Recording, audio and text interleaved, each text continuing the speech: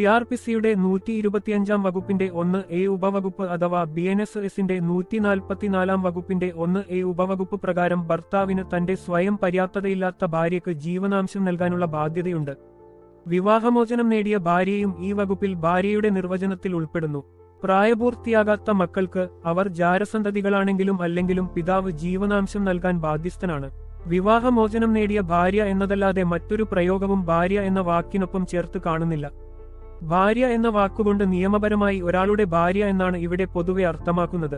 സ്ത്രീകളുടെ ജീവനാംശത്തെക്കുറിച്ച് പ്രതിപാദിക്കുന്ന മേൽപ്പറഞ്ഞ വകുപ്പ് സ്ത്രീകളുടെ ക്ഷേമത്തിനും ഉന്നമനത്തിനും വേണ്ടിയുള്ളതാകുന്നു. ചില കേസുകളിൽ ദീർഘകാലം ഒരുമിച്ച് ജീവിച്ചുവെന്നത് തെളിവായി കണക്കാക്കി കോടതികൾ ഭാര്യ എന്ന പദവി നൽകാറുണ്ട്. എന്നിരുന്നാലും വിവാഹം തന്നെ അസാധുവാകുന്ന കേസുകളിൽ കോടതികൾ നിയമപരമായി ഒരാളുടെ ഭാര്യ എന്ന പദവി നൽകാറില്ല.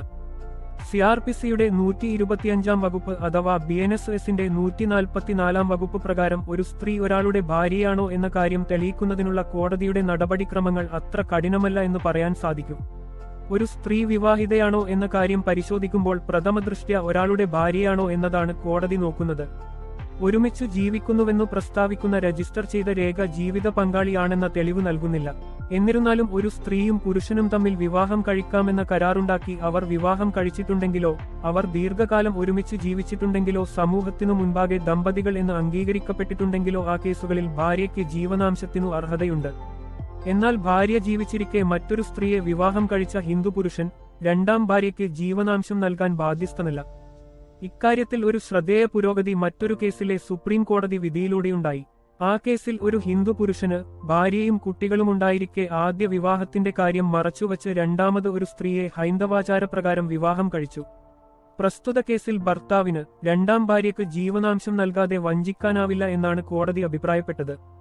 CRPCയുടെ 125 വകുപ്പ് അഥവാ BNSSന്റെ 144 വകുപ്പ് പ്രകാരം ജീവനാംശം ആവശ്യപ്പെടുമ്പോൾ രണ്ടാം ഭാര്യയെ അയാളുടെ നിയമപരമായി വിവാഹം ചെയ്ത ഭാര്യ എന്ന നിലയിൽ തന്നെയാണ് കാണേണ്ടത് എന്നാണ് കോടതി പറഞ്ഞത്.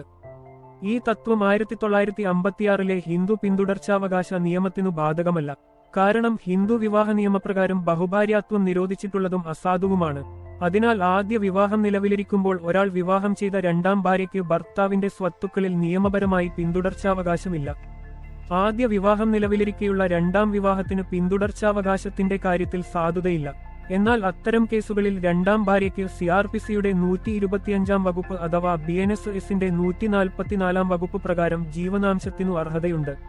ഒരാൾ ആദ്യ വിവാഹം മറച്ചുവച്ച് നടത്തുന്ന വിവാഹത്തിൽ രണ്ടാമത് വിവാഹം കഴിക്കുന്ന സ്ത്രീക്ക് ജീവനാംശം നൽകുന്ന കാര്യത്തിൽ ഭാര്യ എന്ന പരിഗണന നിയമപരമായി ലഭിക്കുന്നതാണ്.